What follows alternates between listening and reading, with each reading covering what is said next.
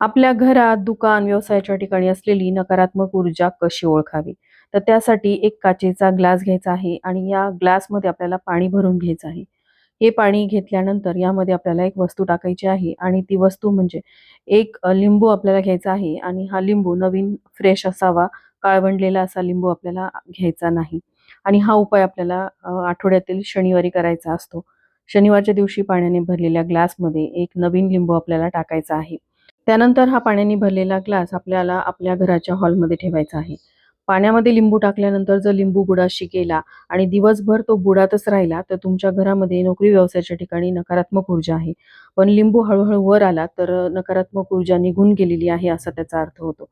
तर हा लिंबू जो आहे तो बुडाशीच राहिला, तर तुम्हाला ताबडतोब तो शनिवारी बाहेर फेकून द्यायचा आहे आणि जर तो वरती तरंगत असेल, तर पुढच्या शनिवारपर्यंत तो पाण्यामध्ये ठेवायचा आणि त्यानंतर शनिवारी नवीन लिंबू टाकून तुम्हाला परत हा उपाय करायचा आहे.